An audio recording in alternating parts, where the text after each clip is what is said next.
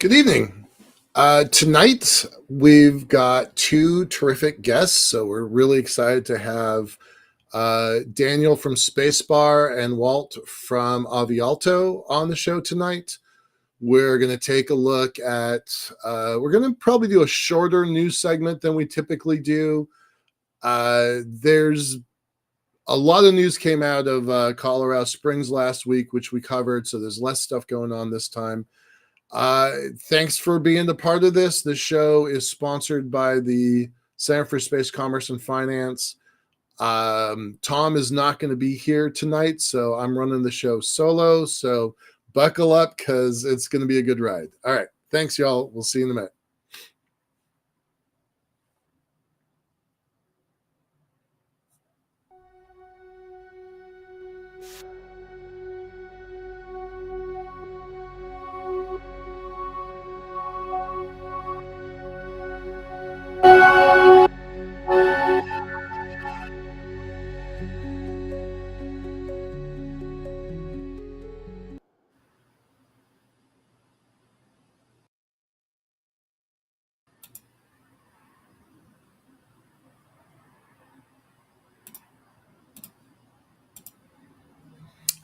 All right. Well, as always, reminding everyone that this program, the Unknown Quantity, is sponsored by the Center for Space Commerce and Finance. I've been a board member here for about 6 or 7 years. Think it's a terrific program. Tom started it about 14 years ago or something like that.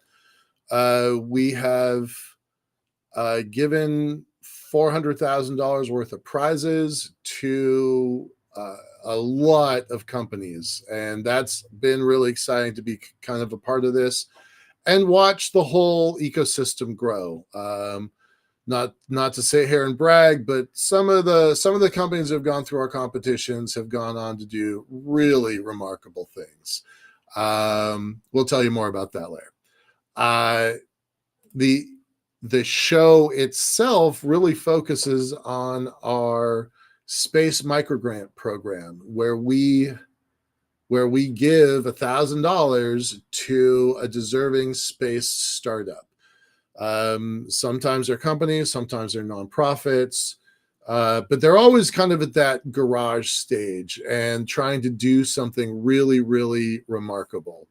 There's no strings attached. We don't ask for reports. We don't ask for anything. They come on our show sometimes and tell us what they're doing. So we're going to do that tonight. That's our first guest. And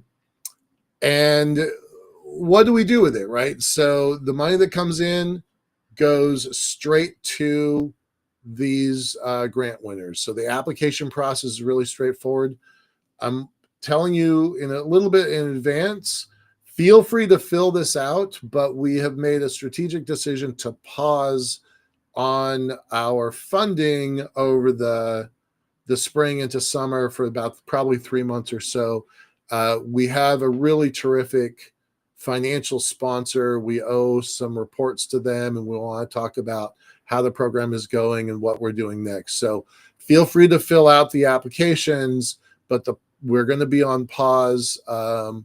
Definitely April, May, and possibly June. So stick with us, but we're not going to be funding for the next this quarter.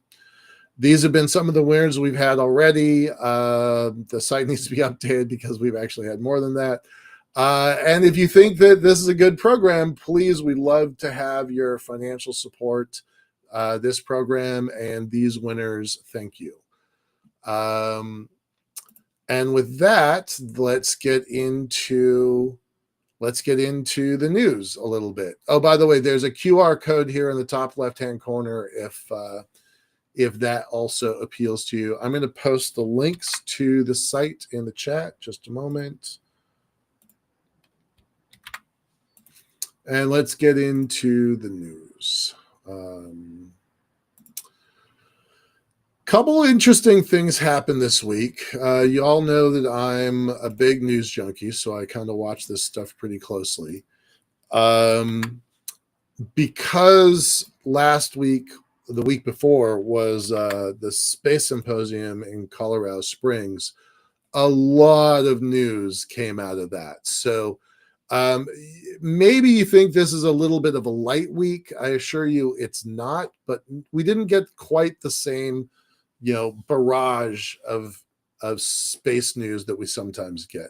So this one's pretty interesting. I've been watching this for a long time. This African Space Agency just came online. It's been in development.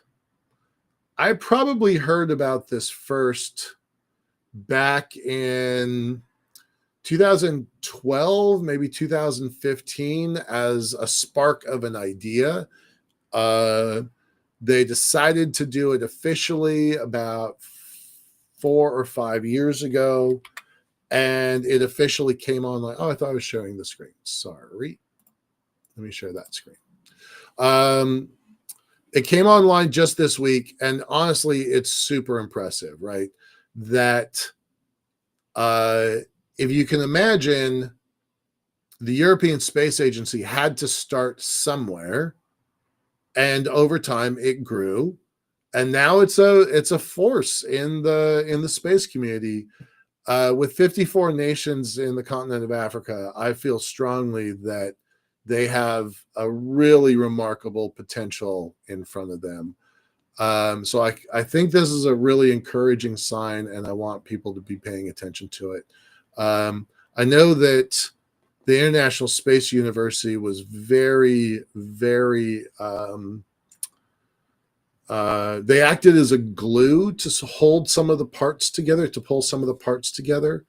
I don't know what their end role was. I know their beginning role was as a catalyst to this program. So I'm excited to see what happens. I said a moment ago, I alluded to a moment ago, that some of the companies that have gone through our business plan competition have done good things, and one of them is a group called Space Africa, Africa in Space. That's what it is.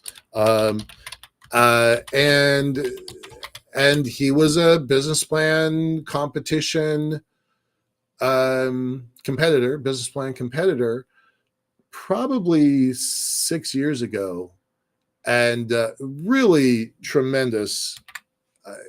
He did not have a pitch. It's interesting. A lot of our more successful companies are not the ones that win the business plan competition. I have always found that a little bit interesting, a little bit entertaining, but they're the ones who go on to build really solid companies, and these folks definitely did. So really impressed by that. What other news do we have out there? We talk a lot about, there's a progression that I refer to as the grand architecture. So we're really good at satellites. We're really good at rocketry at this point. Now we're moving out to develop the CisLunar ionosphere. To do that well, we're going to need to start doing services on orbit, and life extension, refueling, certainly one of those things that's going to be very important to this industry. So it's always really terrific to see these things coming to life. So I think this is just a powerful statement for the future of the industry. There's more to say about it than that. It's been a long time coming, and we're glad to see it. This one's a little bit more interesting, and I would even argue that it might be a little bit controversial for some folks. The Space Force, it's only about a 5.5-year-old organization, right? And it still has growing pains. It's still trying to figure out who it is and what they're doing.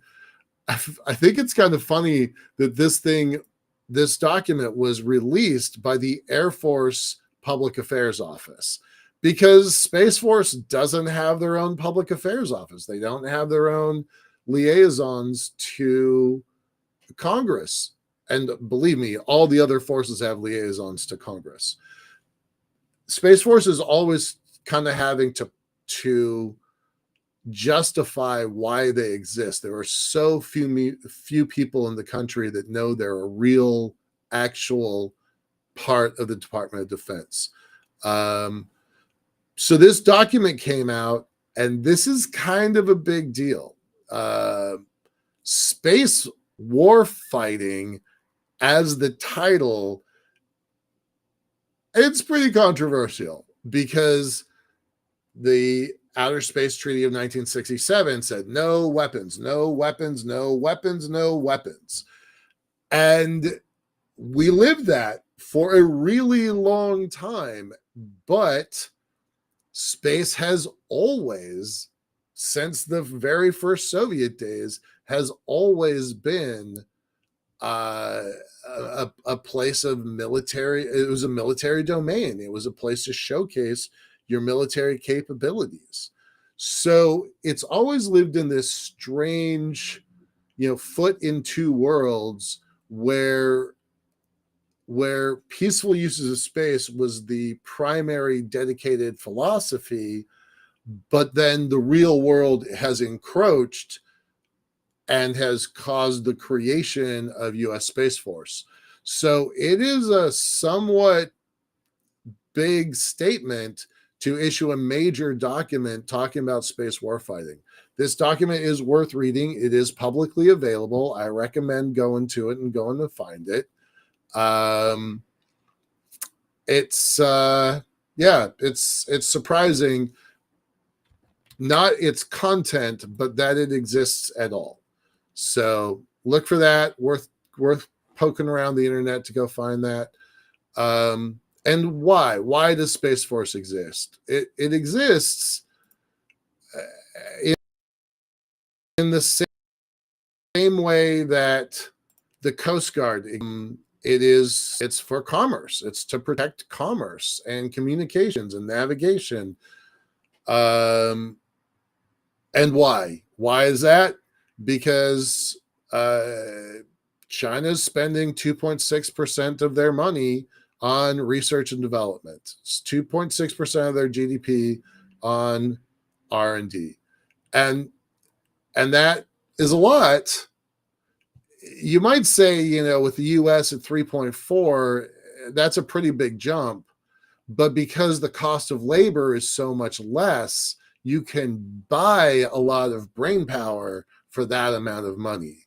So that's not recognized in this chart. So I think that's where Space Force gets some of its raison d'etre. The reason it exists is because China is actively working to build up their space program. Now I'm going to go back in time a little. We kind of missed this one when it came out. This came out just a month and a half ago. Relativity space. I think most of the people watching this show are a little bit aware of who they are and what they're doing. They're one of the darlings of Silicon Valley to build a space program, privately funded. And things are going pretty well for them. Not terrific, but pretty well. And there's some question marks about, they had an art program. They spent some money on this and spent some money on that. And maybe they weren't 100% dedicated to their rocket all the time for everything. They didn't have a lot of success with their first set of rockets. That's well known and understood.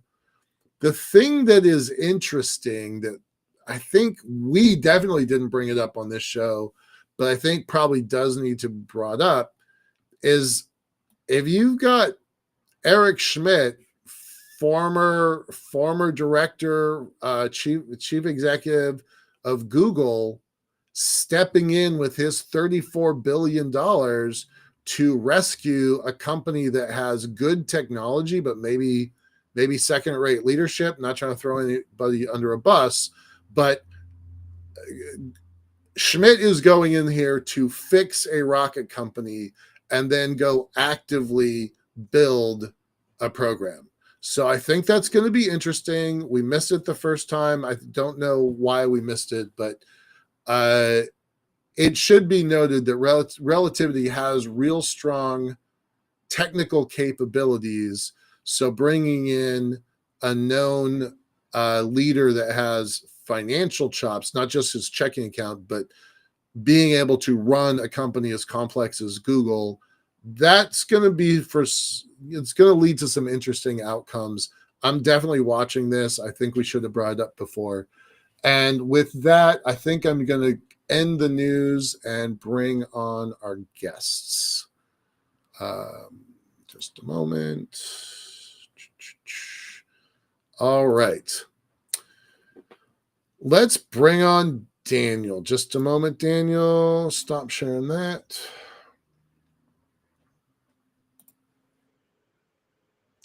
All right, Daniel.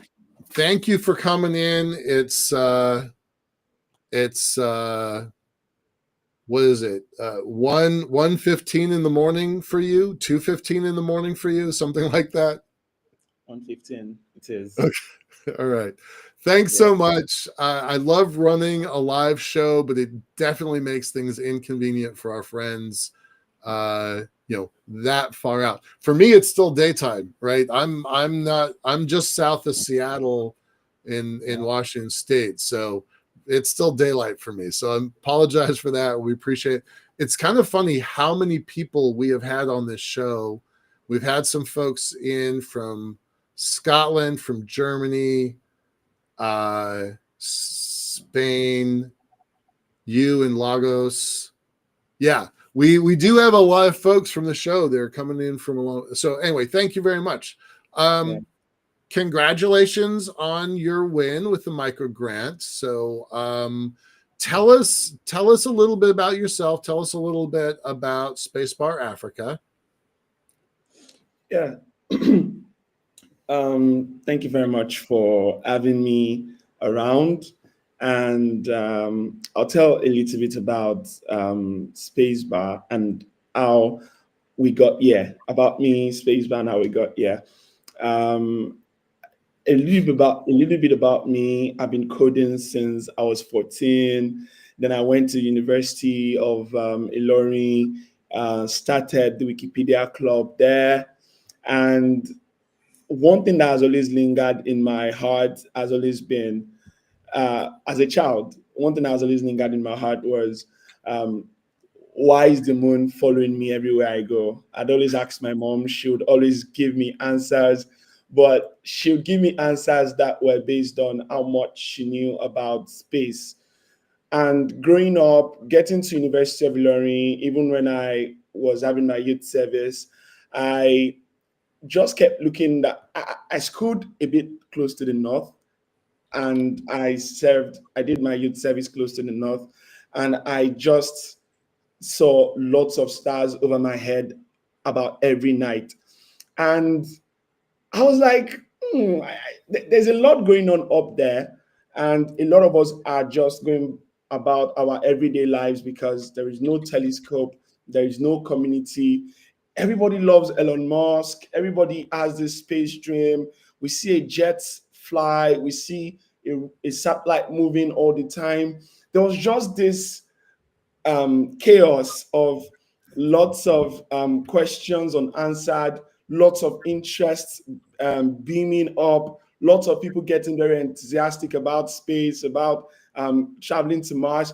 But there was no ignition, to bring everyone together to think towards this direction. And that was how I started looking for a telescope. I spoke to Shegun, the co-founder of Spacebar, and I said, let's get a telescope, let's get a rise building, and let's put together a community where everyone can look through a telescope at least once in a lifetime. Because we believe that if people could look into a telescope once in a lifetime, they could see the world that is just outside us. About every teenager or every child in the US, in the global north, they have museums, they have planetariums, they have observatories We don't have any of that here in Nigeria. So Right. we said we could come together, build this community where everyone can get access to telescope, rent telescopes, look through mobile apps, look through virtual reality. Let's just have people come together and have the least practical aspect of astronomy. And the least practical aspect of astronomy is looking through a telescope. And the first telescope we bought was a fake telescope. And Really? found out that there is a lot more, there's a huge number of people who would also be looking for very good telescopes, very vetted and high quality telescopes, who would also fall into this scam. So the second telescope we got it from Al Sadim Observatory in Abu Dhabi. We mailed every observatory and planetarium that we could find on the internet. We mailed every one of them. They were starting an observatory in Nigeria. We need high-end telescopes. Some said they are using radio telescopes. They wouldn't be able to send it down to Nigeria. Some said, oh, they have some obsolete telescopes. They don't know how to send us. Some never responded. But Al Sadim Observatory, shout out to the folks there, Tabet, and he sent us a telescope for free. And we started having events. Yes, we started having events at high rise buildings. And, we would have drinks, we would have barbecue, and everyone was catching the vibe. Lots of folks in software, in design, in art, a lot of people were coming around. And that was how we started Spacebar. And that was how Spacebar got to the current stage it is. So today, we host NASA Space Apps Challenge in Lagos. We do rabbit holes where we come together to dive into different PDFs, softwares, programs. We do a lot of brainstorming. Like the other day, we were looking into the shortfalls document of NASA. NASA published this document called which document? Shortfalls. NASA published a document called Shortfalls. Yep. Where they listed out stuff that they had problems with, that they probably don't want to fund anymore. We felt like that garbage document, what they believe is garbage. We believe we could find a couple of ideas to build something new from it. So we also do. We are also working on Schools Space League, where we are trying to have a weekly table where every school in Nigeria, or at least shortlisted schools in Nigeria, can be ranked. We also have a countdown to lobby our government, lobby in quotes, lobby our government towards the goal that they have to send a Nigerian to space in 2030. There's a promise from the government to send a Nigerian to space by 2030. The government forgets promises quite often, but we want to remind them with a countdown and even suggest to them which agencies or which private space taxi they could use. So that's what keeps us up at Spacebar, from getting people to look through a telescope once in their lifetime to seeing actual feats in space being met. Amazing. What are you gonna do with your $1,000 micro grant? So basically, we have now set the fire in the hearts of a lot of people in Nigeria towards telescopes, but a lot of people, we don't have stock. We don't have telescopes for sale. We don't have telescopes for rent. The only telescopes that we have at the moment are telescopes that we use at our event. So what we want to use this grant for is to purchase telescopes, about the minimum of 2. We have a robotic telescope in view. We also have a Dobsonian telescope in view. We'll purchase those 2, put up a portal where people can rent these telescopes. And it helps us expand the dream that we have to make sure everybody sees through a telescope at least once in their lifetime. So that's it, basically. And with that, we could build on it and have more stock to sell. But for now, what we want to purchase this for is equipment that will be putting out for rent. Brilliant. What has your mom said? If your mom was telling you about the moon, what has she said now? That is she happy about what you're doing now? Well, my mom is now late, by the way, but I'm very sure by the time she was passing on, I had not started Spacebar, Okay. but I had started the Wikipedia Club, and she was so excited with the fact that I was bringing together a community. I think communities are very huge. Apart from companies and governments, I believe communities are a very huge aspect of our space journey as Africans. Yeah, Absolutely. so I'm sure Absolutely. she's very glad about that. I'm Yeah. sure. All right. All right, Daniel. Terrific. Keep us posted. Love to get some pictures or something once you've got your telescopes. Let us know what you're doing. All right. But Yes. there's no strings. There's no strings. So just wanted to make Yeah, sure that's definitely. clear. Definitely. And I'm looking forward to even if Spacebar could work with the International Space University as well. Mhm. I know the founder of International Space University is right here on the call. That's Walt. If Yep. I, Well, I yep. look forward to us doing a couple of intersecting collaborations. Yeah. I'm happy to connect you to some of the ISU people. Yeah. Yeah. I'll do that. Okay. Yeah. All right. Thanks. Thanks a lot, Daniel. Appreciate it. Yeah. Bye bye. Yeah. All right. We are going to bring in Walt Anderson, as Daniel just said a moment ago, the godfather of ISU, and I'm gonna stick with that because I think it's pretty accurate. So, Walt, please come on down. Thank you. Hey, wait, our size is not correct here. Well, that's a little bit better. There we go. Hey, Walt, how's things? I'm good, thank you. And Good. your idea of the Godfather, nice idea. But I Yeah. have to give a shout out to the actual major founder. I'm a co-founder of ISU, Todd Hawley, who had a vision, Yeah. and his vision is still being practiced very much the way he envisioned it more than 30 years later. So it Yeah. was a pretty amazing thing. I've never had any company I've formed still operating 30 years later, other than ISU. Yeah. So Yeah. I have to give credit to the actual visionary founder of ISU. Absolutely. I told you just before, and we've talked about it before at other times, but I trace my personal heritage in this industry to kind of two camps. Um, ISU with Holly and Richards and Diamandis, and then the Space Frontier Foundation with Werb, Tomlinson, and Jim Muncie. Yeah, those three guys.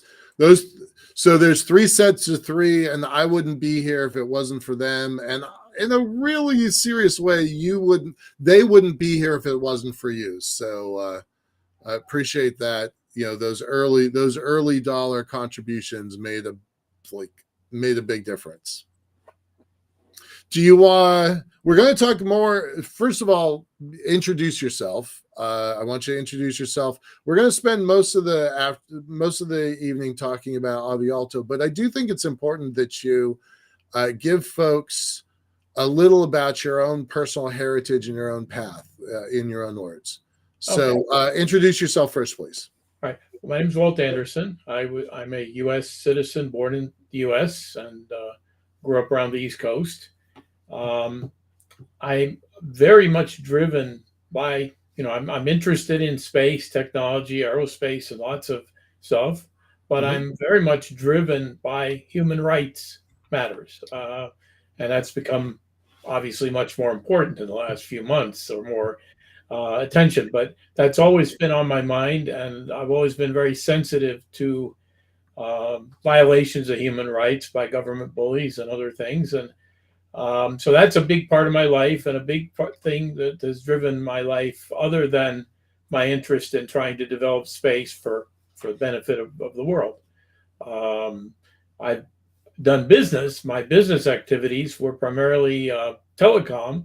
So I made profits in telecom and contributed that to space.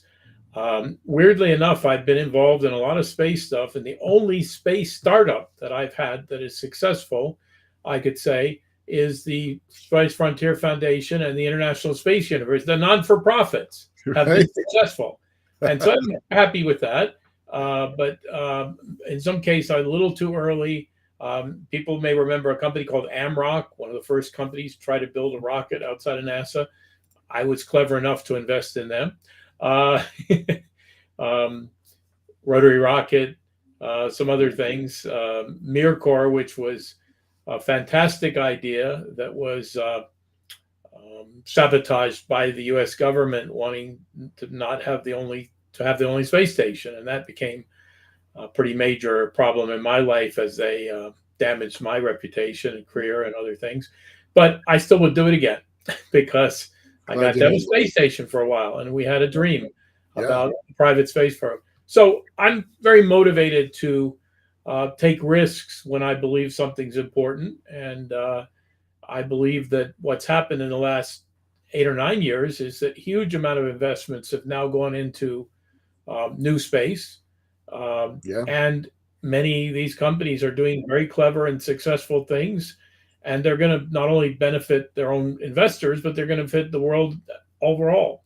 Earth observation, for example, is a huge benefit to everyone on the planet, and other space activities as well. So I'm excited that the early goals of Space Frontier Foundation, for example, and ISU, were to make space more accessible to more people, to, instead of just some people that work for NASA or a space agency.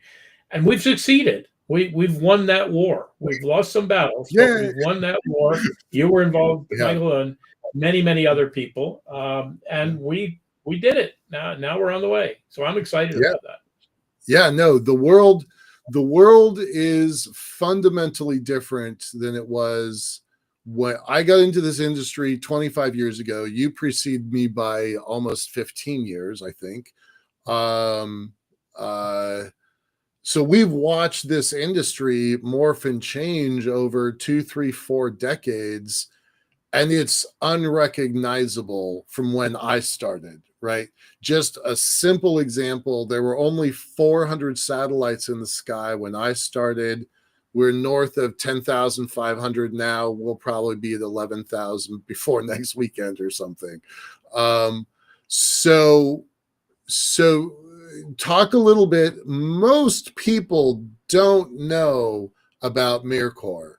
So give it to us from your perspective. Again, we're not going to spend the whole show on your history, but that's something that I think people really deserve to know something about. Okay. Well, before I start, I'm going to tell you there are 2 documentaries that tell the story from other people's viewpoints. One is a documentary video called Orphans of Apollo that you can buy online for $10 or something. That was made by one of my old business partners. And another one is a book called Selling Peace by Jeff Mamber, who was the president of MirCore, and his view. And they're very similar. That if you see them both, you'll see they have very similar viewpoints, but somewhat different way of looking at what happened with Mir. Mamber, by the way, is the director of what's now Voyager Space, and he has stayed in the industry the whole time. Yes, he's managed to get back in the good grace of NASA and do some amazing stuff. So Rick Tumlinson, one of the co-founders of Space Frontier, approached me in early 1999, I think, about a problem about Mir. The Russian Federation at that time wasn't what it is now, a completely different organization. It was it had broken up the Soviet Empire. It looked like Russia was going to join the Europeans to be a nice, friendly country that we could all get along with. And they were broke. They had some serious financial problems. And the private company that built the Mir,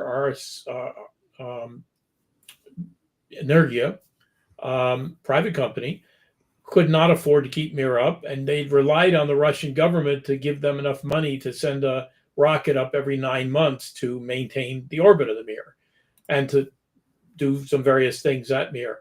Mir had been abandoned for about 6 months, and they had to do a booster rocket fairly soon, or the Russian government was going to order the Mir put into the Pacific Ocean for safety. So it would be a controlled descent. So Rick approached me and said, let's save the Mir. he had organized a campaign through Space Frontier Foundation to save the Mir, and everybody said, yes, let's save the Mir. But okay, how do you do it? Right. The Russians were amenable to some kind of deal. So I flew over to Russia with Rick and some other people who had some expertise that we needed, and talked to the senior official at Energia, who was considered to be a tough guy to do business with and an old Soviet apparatchik. But in fact, he was a very dedicated space guy who wanted to save the Mir for very good reasons, that it had a huge heritage and could continue to benefit mankind. Yeah. So we came to a meeting of the minds that we'd form a company called Mir Corps, in which part of the ownership would be on the Western side and part on the Russian side. The fellow running RSC Energia would be the chairman, and I would be the vice chairman. And we would do an initial mission to the Mir, which I was going to pay for. I paid for, to evaluate its condition, to do an observation of what would needed to be fixed and what needed to be done. So we sent the first private rocket. We bought the rocket launch. We paid the cosmonauts. Private launch with private cosmonauts or astronauts to a private space contractors. Yep. To a private space station that now had a triple net lease. Triple net is when you rent a property and it's blank. You don't have heating and cooling, air conditioning, anything. You have to put everything in the property. So your responsibility is everything. You just got the outer walls. So we rented the Mir on that basis. And we sent the cosmonauts up there. And they did a survey to determine the value. And we determined that for a little under $100 million, we could renovate the Mir and bring it to a condition that was substantially more modern than what was planned for the International Space Station that was being built at the same time. Now, the International Space Station, about that time, had exceeded $100 billion. Right. And was getting a lot of bad publicity for being over budget. Ultimately, it cost $160 billion. And we, for $100 million, could take the Mir and bring it up to a couple notches above, technically, of what ISS was planned to be. We thought that was a great idea. We weren't against NASA. We were for a private space program. The ISS was going relatively inaccessible to scientists and researchers. It was really hard for somebody to go up there and do stuff commercially. I've sent 6 proposals, all of which were denied. Yeah, very difficult. So we were going to become more accessible while still operating safely in space. And we were going to do some silly stuff, like we did. The cosmonauts during this survey did a Radio Shack commercial with a talking picture frame. Probably the first commercial like that ever done, certainly on Mir, but I don't think ISS had done it before. So we were ready to do silly things, commercials, tourism. We signed up a fellow named Dennis Tito, who ran a fund in LA. He wanted to be the first space tourist, and he paid us $12 million to be the first space tourist. He was going to go to Mir. His contract said, however, that if for some reason Mir was not available, he could be sent to the Russian section of the ISS. The Russians had their own door or their own section. They were helping to build it as a partner. So he had a backup plan, which he had to use, unfortunately. Anyway, so along the way, we started getting a lot of static from Dan Golden, who many people think is clinically insane, who was the administrator of NASA at the time. And apparently he had this belief that we were somehow taking something away from him. The Russians had promised to launch a certain amount of things to Mir, to ISS, and they continued to do that without pause. And we launched some things to the Mir using resources that weren't dedicated to NASA, that didn't belong to them or had not been allocated or promised to them. So in no way were we harming or helping the Russians violate their agreements with NASA. They kept every agreement. They helped. In fact, they were critical in building the ISS at that time. Absolutely. They had heavy lift capability. So, but somehow there was this feeling that we started getting these news, and we tried to communicate with NASA about our intentions. It was difficult. We actually had a plan to move the Mir once we had renovated it to a trailing orbit behind ISS so that it would be close enough, not close enough to cause any problems for Right, ISS, right. but close enough that if there was an emergency on either station, the spacesuits with their jetpacks could maneuver a person to the other station safely. So if everything went wrong on either station, somebody could leave that station and manage in a spacesuit to get to the other station safely. And we thought that was kind of a nice idea for both NASA and us to create a greater safety and a greater. It's also part of the Space Treaty with the requirement of rescue and recovery. Like, it was a good idea. It was an idea, and we communicated that to NASA. Okay. We also funded through a not-for-profit that I created called Foundation for the International Non-Government Development of Space, FINDS. Yep. And we funded that through that organization specifically so the technology we developed could be made available to NASA to help them with their space station. And what this technology is, it's similar to how an electric motor works in reverse. Mm-hmm. If you put a wire up from a space station within the Earth's magnetic field, where ISS was and Mir was, and you put power through that, the wire pulls up. Right. Not very hard, but it does that 24 hours a day, every minute, every bit, and that is enough pressure moving up that it would have eliminated the need for the Mir to have to be reboosted. So all the launches we did after that time, if we put that on board, would have been not carrying fuel, but carrying other stuff to renovate the Mir. It would have been a hugely efficient way. We plan to test that on the Mir. And we were going to, if it was successful, we were going to give the technology to NASA as well. But what happened was the U.S. government was in a position to influence the Russian Space Agency, not the private company that owned the Mir, but the Russian Space Agency, to order the Mir deorbited into the Pacific Ocean while we were holding the lease. Imagine a similar thing when the government came and bulldozed your house or business that you built and owned. That's basically what it was. And it was an illegal act. Yeah. Absolutely. The government committed an illegal act against MirCorp. MirCorp at that time was, I think, a London-based corporation. So they did that. The Mir was destroyed. All my previous investment, we had Barclays Capital in UK who had committed to raising $100 million in an IPO. KPMG had written the business plan for us. We had a lot of support. I didn't know those two. Like, I've known a lot of this story, but I didn't know that one. KPMG wrote the plan, and Barclays Capital stepped up because they considered the Mir, the $100 million, to be the Mir to be $1 billion asset. So that's table stakes at that point. That's just to get into the game. Good. So we were ready to go forward with private space program and not harm NASA in any way. Totally legal. And which year are we talking about? We're talking about around 2000, I think, early. Yeah. And everything looks good. I mean, we've got support from space agencies. Weirdly enough, prior to that date, the Chinese cosmonauts or astronauts or taikonauts, I think they're called, had not been able to fly on the Mir. The Russians had never invited them, and they certainly weren't being invited to the ISS, I don't think. So they approached me as a private company, and I was able to meet with some very senior people that I can't even tell you their names because they asked to burn back, who came to the U.S. on another kind of visit and snuck away and met with me because they wanted to know if they could have access to the Mir on a commercial basis. We said, you can, as long as you don't do weapons. We don't do weapons on the Mir. It's never been used for that. I say, as long as there's no military aspect, welcome to it. You pay what everybody else pays. You get what everybody else gets.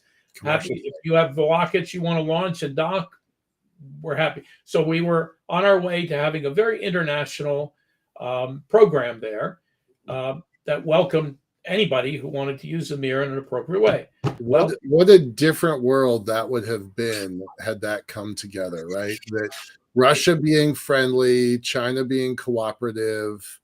Putin still might have become Yeah, slowly is, but maybe the mirror we were looking at, we would have privatized the mirror by that time and maybe taken it out of the hands of solely Russian control. Anyway, well, now it's in the Pacific. If you want to visit it, you can do a diving trip to the Pacific Ocean. And diving to go visit the space station. That's insane. All right, Very I love this story, and I would spend 2 hours on this story. But right, I gotta speed this up because I know I'm running out of time. All right, so after that, I began knowing that it was probably Dan Golden and some of his cronies who'd made this decision or convinced that I was looking for a smoking gun, some emails, some proof, some other stuff that they'd done it because it was a crime. It was a criminal act, but also an act where I could sue them to recover the money they basically taken out of my pocket by damaging this asset. They returned the favor. The U.S. government started a 5-year investigation into me. And for 5 years, they looked into pretty much everything that I'd ever done and would do and was thinking about doing. Having come up with nothing for 5 years, they said, well, but this guy manages some money in a private fund. It's millions. It's millions. So we'll just say he committed tax fraud and who cares? And they did that. And so on a trip back from London to the US, on a Friday afternoon, I was at Dulles Airport. I was taken into custody. I was kept incommunicado, where I was not allowed to contact my lawyer that entire weekend. Luckily, I'd been able to make contact with a friend of mine who contacted my lawyer. If it up to the government, that wouldn't have happened. Right. And by Monday, at my arraignment, that lawyer had arranged for more than 30 people that I knew to be in the courtroom when I was arraigned. Now that you realize, I haven't talked to my lawyer. I get pulled out of this confinement, very uncomfortable dungeon in the DC, and put in the courtroom. And the prosecutors all of a sudden have decided, even though they promised my lawyers previously, because they were in touch, that they weren't going to, that they wanted to hold me as a flight risk, that somehow I was a terrible flight risk and that I was going to run away and not go to trial. Right. Well, they said in court, under oath, Mr. Anderson has no connection to the United States and nothing to hold him here. In the transcript, no connection to the United States and nothing to hold him here. Now, I had a home in Washington, D.C., a condo. I had a business based in Washington, D.C. My parents lived in Virginia, outside of D.C. Mm-hmm. All my relatives that I know of live in the United States, friends, family, and connections. I do business internationally, but I didn't own a home or have residence in any other country. So, other than the fact that I had enough money to buy a plane ticket, which pretty much almost everybody does, I was no more a flight risk. But the judge closed his eyes while my lawyer asked everybody who knew me and had a connection to me to raise their hand. The judge closed his eyes. I think 30 people raised their hand. Right. And he said at the end, Ms. Prosecutor, I believe you, even though it was obvious she'd lied to him. So that's the U.S. justice system, flawed as it is. I was held until I confessed. I was actually, when I didn't confess the first months of my stay in the Washington, D.C. jail, which is really a hellhole, and it wasn't a hellhole because of the inmates. Most of them are, they're not the most wonderful people in the world, but they're not the worst people in the world either. Right. And they certainly didn't cause me any problems. I'm from D.C., and the people who caused problems were the administrators of the jail. They're dangerous sociopaths. And I was held in solitary confinement. After I didn't confess the first months, I was put in solitary confinement for 7 months. Solitary confinement. The UN says 15 days of that is torture, or more than 15 days. Yeah. And at the end, my lawyers and I conferred, and they said to me, look, this is not a normal prosecution. They're not prosecuting you for tax fraud. This is a political issue. The judge is going to go along with them no matter what they ask. You're going to have a jury of people who may not understand what it's like to be successful and wealthy and may not be sympathetic to you, who knows, and who knows what's going to happen. And they've overcharged you. They've charged you with enough imaginary things that you'd spend the rest of your life in jail. Well, my parents were older. I needed to be around to help them and take care of them. So I did plead guilty to a portion of the charge. We negotiated a portion of charges against me and agreed to do that. The minute that happened, they arranged for me to be transferred to a different place where an open air federal prison where I could have walked away at any time. Not the big flight risk, dangerous criminal at all. It just showed they were lying. So that's the situation. I did spend some time there. I'm back to the real world. It was unpleasant, difficult, wasted a lot of my time, but I did get to study while I was away. I had a lot of time in this environment, open air space, to read up and get more familiar with satellite industry and satellites and technologies like that. And so right after I returned to the real world, I started a company called Avealto. And I could talk more about that. In any case, the story of the mirror, while I was away in this lovely resort, federal resort, I filed a tax court with the U.S. tax court. I filed a case. Okay. And the IRS decided to concede, and that has a legal meaning if there are any lawyers in the group, right? To concede under a technique called res judicata or issue preclusion.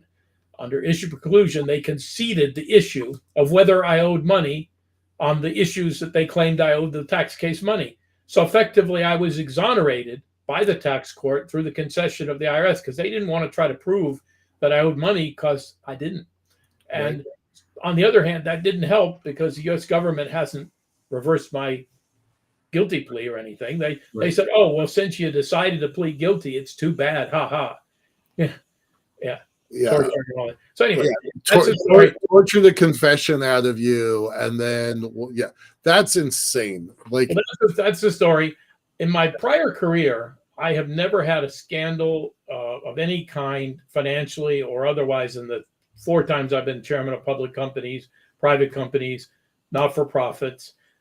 So this is the only time I've ever been accused of fraud or financial shenanigans or any other problem running a company. So there you go. That's the story. It's bad news, but like I say, I do it again because I had a space station and had a space station. That's like there's a lot of terrible things in that story. But that hanging on to that nugget of I had the first commercial space station. And people say, "Would you really do it again?" I say, "Yeah, I'll do it again." But then I'd move to Europe the next day. Right. I wouldn't be hanging out in the U.S. so they could, put me away and torture me. I'm not that dumb. Let's not do that. All right, let's talk about Avealto. We only have 8 more minutes. This is fascinating, and I love this story, but let's also talk about what's present, what's happening. Well, Avealto, I can talk quickly on that because I've been told I have to do elevator pitches of the new company, and everything has to be explained in 10 seconds, and I can't do that, but I can explain it in 2 minutes. Okay. 3 billion people in the world don't have regular access to internet, called the digital divide. Every one of those 3 billion people is in areas that have satellite access to lots of satellites, including Starlink. And yet, for some reason, the digital divide still exists. Why is that? It's because these satellites are too expensive. Not everybody can afford to pay Elon Musk $100 or wants to pay Elon Musk anything. Right. And geosatellites are also expensive. They're all expensive. Space is expensive. So satellites are not going to close the digital divide for the majority of people in those areas that are only satellite, that don't have terrestrial connection. Terrestrial connection like fiber and microwave are cheaper, lower cost, and people can access. In many developing countries, they can pay $10, $12 a month and get an all-you-can-eat program for your phone. In America, you can get $10, $15 to $20 deals like that. But if you're in a satellite-only area, you ain't going to get that. And the mobile operators can't make money operating there, so often they don't even connect you at all. So Avealto has developed a high-altitude airship-type vehicle that can stay in a stationary position for 3 months at a time. And it is lower cost than satellite. It is like a satellite that's been brought from 36,000 kilometers in geo orbit down to 20 kilometers above the Earth.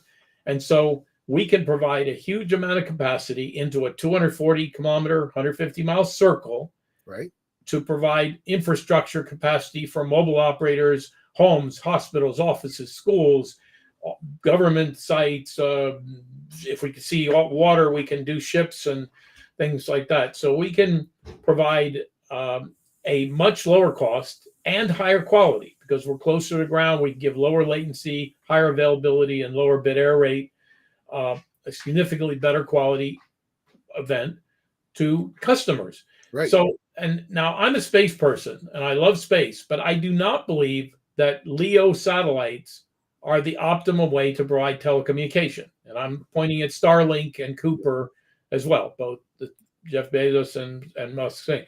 I do not believe that's the optimal way to do it. You need so many vehicles. I don't even think it'll be profitable for them. I think they'll find that it is not a profitable way to do it. But LEO is good for a lot of things, Earth observation and other things. And it'd be nice if they didn't launch 10 million more satellites, create a Kessler wrench, and make LEO unavailable for use for the next 20 years by overpopulating LEO. But that's another matter.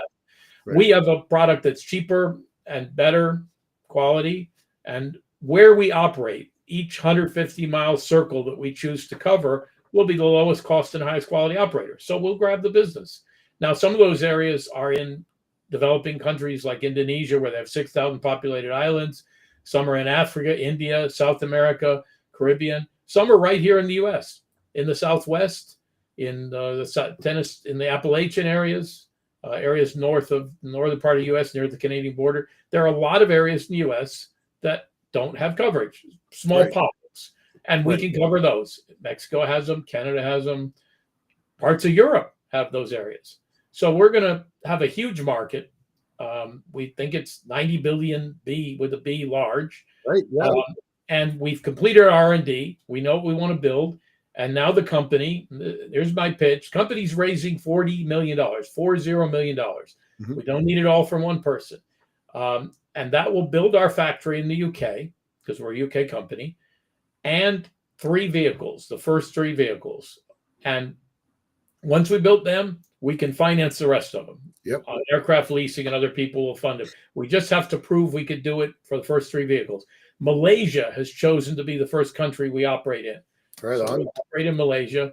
They have a lot of wired areas, very sophisticated. Then they have some territory that doesn't have anything. So we're going to help them close their digital divide first, and then work on the rest of the world. And that's the story. Well, so one of the people in the chat asked the question about Project Loon as a competitor. Now, Loon closed down. What's the difference between what you're doing and Loon? Okay, well, there are 2 differences. Loon was a balloon. Our vehicle is a powered vehicle. It stays in a stationary position. And it does that because the winds up in the stratosphere are fairly benign, but they do blow. So if the wind's blowing this way and we're moving this way, if we keep the same speed, we stay in the same position. We do that for 3 months at a time. Then we bring another vehicle up to take over the radio to bring the other one down for servicing. So Loon couldn't do that. It was a balloon. It blew around. The Loon company claimed that they could change altitude strategically and move different directions. But in the stratosphere, the winds are what's called prevailing winds. They generally blow the same way. And you just can't change direction and make the thing go where you want to do with a balloon. It did not work. It took 8 years for a Loon to figure out it didn't work. Right. And I've always wondered if it wasn't because the management there was very comfortable making their nice salaries, because everyone else figured out it wouldn't work within about 6 months. But in any case, I operated a thing with tethered towers, balloons tethered to the ground. I saw Loon and I just laughed. Like, there is no way. Yes. Anybody that maybe has a pilot's license kind of said, this doesn't make sense. Okay, so that's one thing. Loon could not have worked technically because you can't control where a balloon in the stratosphere stays by changing altitude. It blows away. Second thing was they were going to do direct to handset. Send calls directly to handset. Now that has become the flavor of the month. Right. Elon Musk, Dallas, a company called Link, a whole bunch of companies are building network. AST Space Mobile, billions of dollars is going into creating something in a high altitude or space to connect 2 phones, direct to handset. Now that will work. Won't work very well. It'll be poor quality and limited capacity. And like everything in space, it'll be expensive. So we're competing with this concept of the 2 Loon concept. One Loon concept didn't work. Direct to handset Might have worked if the thing could have stayed in one place, but other people are figuring out how to do direct to handset from space, from the stratosphere, and they will work sort of. It just won't be cost effective and it won't be very good quality. By bringing infrastructure down to the ground, we can create the same quality in the remotest area that you get in downtown New York. The same exact quality can be delivered to the Gobi Desert or a remote island in Indonesia as can be in a city center. With direct to handset, you may be happy if you're in a rowboat in the middle of the Pacific Ocean and need a rescue. You can send an SMS message. Right. Might get through. That's good. I'm happy with that. I don't mind paying extra for that, but I wouldn't want to try to use that every day for my routine calls. So that's not your go-to. Yeah, absolutely. All right, Walt, this is fantastic. I can't believe how quickly the time went by. I appreciate your time. I really appreciate the in-depth background and story. We went a little bit farther there than I was expecting, but absolutely always fascinating to talk to you. Thank you so much tonight. Thank you. Nice to have me on. Thank you. Wait 10 seconds. Walt, put your contact information into the chat, not our private chat, but in the main chat. Do you see that to your left? To the left. Because there's somebody, Jay is saying he has a qualified investor. How would they get in touch with you? All right. So he just saw the website. Yeah, actually, just send it to the info, and one of my social will forward to me. Just send it to the on the website, the info thing, and just say forward it to Walt, and I will get it. I will respond directly. Right on. Look at that. Look at that. Thank you. Appreciate that, Jay. I don't know. We are looking for investors of all sizes, and please, let's close the digital divide in our lifetime. Yeah, absolutely. All right. Thanks so much, Walt. We'll bring you on again, and we'll go in a little bit deeper next time. All right. Thanks a lot, sir. Bye-bye.